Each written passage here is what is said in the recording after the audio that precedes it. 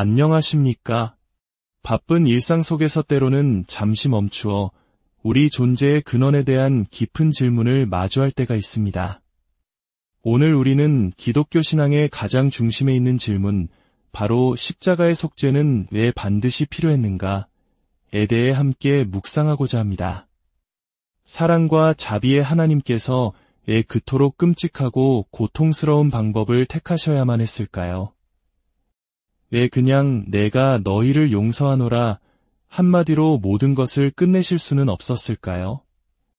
이것은 수많은 신앙인들이 한 번쯤 품어봤을 질문일 것입니다.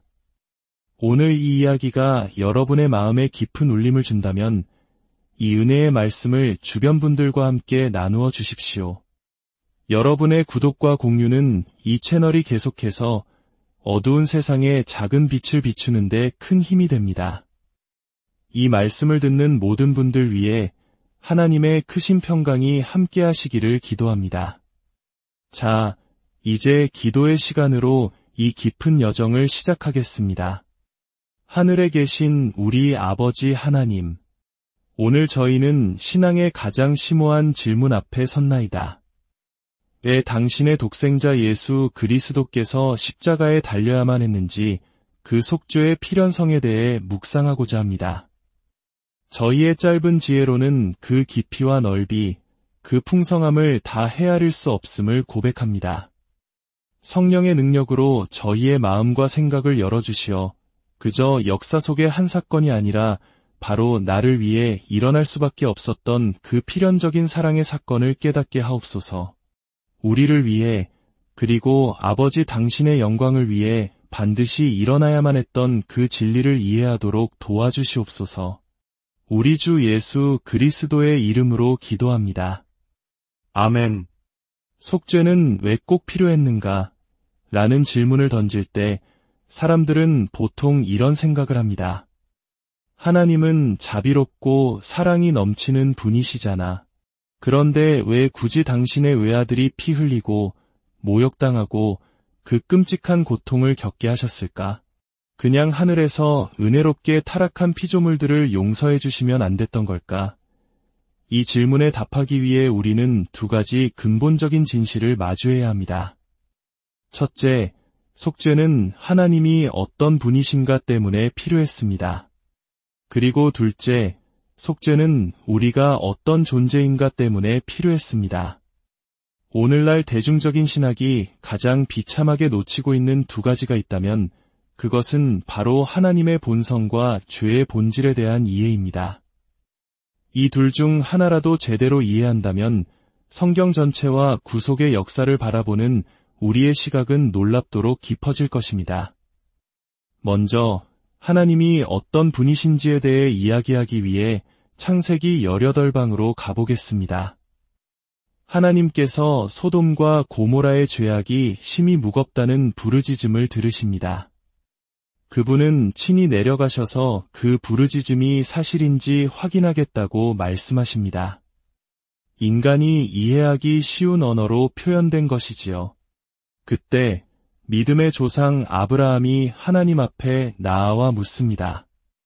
이 장면을 주목해 주십시오. 바울이 이신층의 교리의 대표 사례로 내세웠던 위대한 믿음의 사람 아브라함이 던지는 질문입니다. 그가 묻습니다. 주께서 유인을 악인과 함께 멸하려 하시나이까?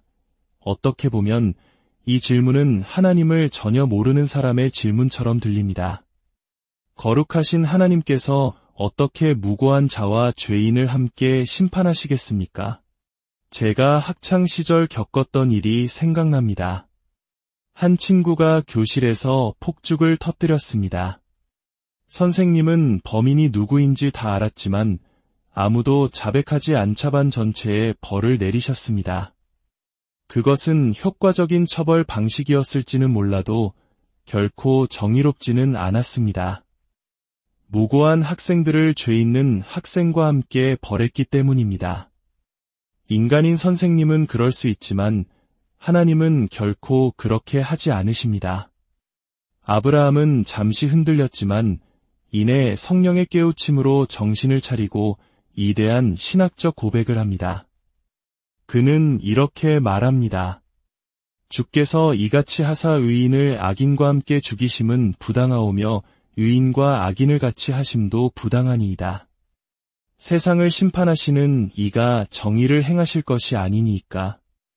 세상을 심판하시는 이가 정의를 행하실 것이 아니니이까? 이것은 수사학적인 질문입니다. 답은 단 하나뿐입니다. 물론입니다. 온 세상의 심판자는 반드시 그리고 온전히 정의만을 행하십니다. 바로 이것이 핵심입니다. 온 땅의 심판자는 거룩하시고 의로우시며 그분의 공의 집행은 완벽합니다. 만약 한 판사가 법정에 들어오는 모든 범법자들을 아무런 처벌 없이 풀어준다면 우리는 그를 선한 판사가 아니라 불의한 판사라고 부를 것입니다. 하나님께서 거룩하시고 의로우시기 때문에 그분은 죄를 그냥 눈감아 주실 수 없습니다. 그분은 죄를 반드시 심판하셔야만 합니다. 그것이 그분의 본성이며 그분의 공의가 나타나는 방식입니다. 물론 복음 안에서 우리는 그 심판이 대체물, 즉 예수 그리스도께 내려졌음을 압니다. 사도 바울의 말처럼 하나님께서는 죄를 그리스도 안에서 실제로 심판하심으로써 당신 스스로 의로우시며 또한 예수를 믿는 자를 의롭다 하시는 분이 되셨습니다. 하나님은 결코 자신의 성품이나 온전함을 타협하지 않으십니다. 이것이 속죄가 필요했던 첫 번째 이유, 바로 하나님의 거룩하고 의로우신 성품 때문입니다. 두 번째 이유는 우리의 본질, 바로 죄 때문입니다. 성경은 죄를 여러 방식으로 묘사하지만 시간 관계상 세 가지만 집중적으로 살펴보겠습니다. 첫째, 성경은 죄를 비두로 묘사합니다. 주기도문에서 우리는 우리가 우리에게 죄 지은 자를 사하여 준 것 같이 우리 죄를 사하여 주시옵고라고 기도합니다. 여기서 죄는 종종 비두로 번역됩니다. 우리가 흔히 생각하는 경제적인 빚과는 다른 차원의 이야기입니다. 예를 들어보겠습니다. 한 아이가 아이스크림 가게에 들어가 $2짜리 아이스크림을 주문했지만 주머니에는 $1밖에 없습니다. 아이는 $2의 빚을 졌습니다. 그때 당신이 옆에 있다가 아이를 위해 나머지 $1를 내준다면 점원은 그 돈을 받을 법적 의무가 있습니다. 이것은 금전적인 빚이기 때문입니다. 하지만 상황을 바꿔봅시다. 아이가 가게에 들어가 돈을 내지 않고 아이스크림을 훔쳐 달아나다가 경찰에게 붙잡혔습니다. 당신이 다가가 제가 $2를 낼 테니 아이를 보내주세요 라고 말한다면 점원이 그 돈을 받아야 할 의무가 있을까요? 아닙니다. 이제 이것은 금전적 빚이 아니라 도덕적 빚이 되었기 때문입니다. 아이는 법을 어겼고 가게 주인은 그를 고소할 모든 권리가 있습니다. 우리의 죄가 바로 이와 같습니다. 우리는 하나님 앞에서 도덕적인 빚을 졌습니다. 그 빚은 우리가 스스로 갚을 길이 전혀 없는 어마어마한 빚입니다. 우리는 그 빚을 갚기 위해 누구에게서 빌려올 수도 없습니다. 예수님께서 말씀하신 것처럼 우리는 갚을 능력이 없는 빚진 자들입니다. 사람들은 말합니다. 인간은 누구나 실수하잖아. 한 번의 실수는 용서받을 자격이 있어. 마치 우리가 하나님 앞에서 죄를 지을 자격이라도 있는 것처럼 말입니다. 하지만 성경은 단호하게 말합니다. 범죄하는 그 영혼은 죽을지라 단 한 번의 죄가 우리를 영원한 지옥으로 보내기에 충분합니다. 하늘에 계신 너희 아버지의 온전하심과 같이 너희도 온전하라고 하신 하나님의 기준은 절대적입니다.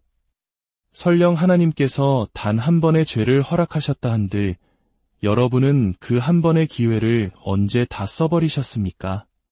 우리는 스스로의 힘으로는 결코 갚을 수 없는 도덕적 파산 상태에 있는 것입니다. 둘째, 성경은 죄를 하나님을 향한 적대감으로 이야기합니다. 성경은 타락한 본성을 가진 우리가 하나님과 원수되었다고 말합니다. 우리의 마음속 가장 큰 적은 바로 우리를 창조하신 하나님 자신입니다. 이것은 우리 한국인의 정서로는 쉽게 이해하기 힘든 충격적인 진리일 수 있습니다. 하지만 성경은 분명히 말합니다. 저는 한 번은 스스로를 무신론자라 부르는 대학생 클럽에 초청받아 강연한 적이 있습니다. 저는 그들에게 이렇게 말했습니다.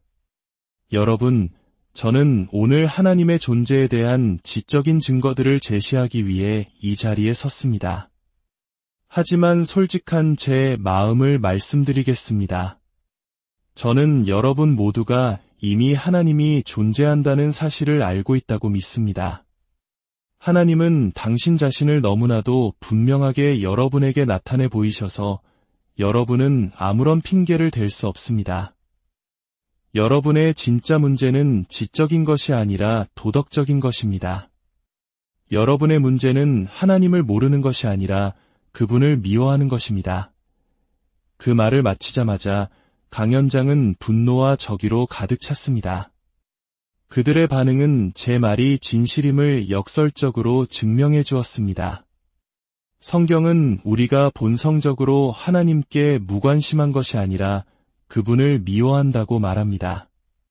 우리는 우리의 생각 속에 하나님을 두기 싫어합니다.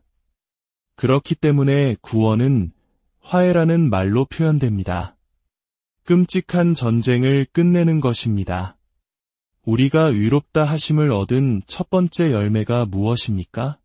바로 하나님과 화평을 누리는 것입니다. 원수였던 우리가 중보자이신 그리스도를 통해 하나님과 화해하게 되는 것, 이것이 바로 구원입니다. 셋째, 성경은 죄를 하나님을 향한 범죄여 반역이라고 말합니다. 제가 예전에 인용되어 놀랐던 제 말이 있습니다. 죄는 우주적 반역이다. 우리가 하나님을 거역하여 저지르는 가장 작은 죄조차도 온 우주의 주권자이신 그분의 권위에 우리의 권위를 세우려는 반역 행위입니다. 그것은 만왕의 왕이 세우신 법을 침해하는 것입니다. 우리는 죄에 너무나 익숙해져서 하나님을 거역하는 행위가 얼마나 중대한 일인지 그 심각성을 거의 인지하지 못하고 살아갑니다. 웨스트민스터 소요리 문답은 죄를 하나님의 법을 순종함에 부족한 것이나 혹 어기는 것이라고 정의합니다. 당신은 하나님의 법이 그어놓은 선을 넘어본 적이 있습니까? 단 한 번이라도 그 선을 넘었다면 우리는 더 이상 왜 속죄가 필요한가? 라고 물을 필요가 없습니다. 바로 이 지점에서 십자가의 위대한 진리가 빛을 발합니다. 십자가는 교회의 전통적인 십자 형태 디자인처럼 수직적인 부분과 수평적인 부분으로 이해할 수 있습니다. 수직적인 부분은 화목 제사입니다. 이것은 예수 그리스도께서 아버지 하나님의 거룩하심과 위로우심, 그리고 공의의 요구를 완전히 만족시키신 것을 의미합니다. 이것은 하나님을 위한 행위입니다. 죄에 대한 하나님의 위로운 진노를 잠재우는 것입니다. 그리고 수평적인 부분은 속죄입니다. 이것은 우리의 죄를 제거하는 것을 의미합니다. 그리스도께서 십자가에서 우리의 죄를 짊어지심으로 동이 서에서 먼 것 같이 우리의 죄과를 우리에게서 멀리 옮기셨습니다. 결론적으로 십자가에서 하나님은 당신 자신의 거룩한 성품과 공의를 모든 세대 앞에 분명히 보여주셨습니다. 동시에 그 모든 것을 대체물인 예수 그리스도를 통해 행하심으로써 말로 다 할 수 없는 은혜와 자비를 나타내셨습니다. 그리하여 십자가에서 하나님은 위로우시며 또한 그의 백성을 위롭다 하시는 분이 되셨습니다. 이것이 바로 속죄가 반드시 필요했던 이유이며 십자가가 인류 역사상 가장 위대한 사랑과 공의의 선포인 이유입니다. 함께 기도하겠습니다. 아버지 하나님, 이 놀라운 진리 앞에 저희가 무슨 말을 할 수 있겠나이까? 만일 하나님이 우리를 위하시면 누가 우리를 대적하리요? 누가 능히 하나님께서 택하신 자들을 고발하리요. 의롭다 하신 이는 하나님이시니 정죄할 이가 누구리요. 죽으실 뿐 아니라 다시 살아나신 이는 그리스도 예수시니 그는 우리를 의롭다 하시기 위하여 살아나셨느니라. 우리의 입술이 영원토록 위대한 공의와 자비의 행위를 찬양하며 감사하게 하옵소서. 아멘. 십자가에 나타난 하나님의 깊고 놀라운 은혜와 사랑이 오늘 이 말씀을 들으신 여러분 모두의 삶에 늘 함께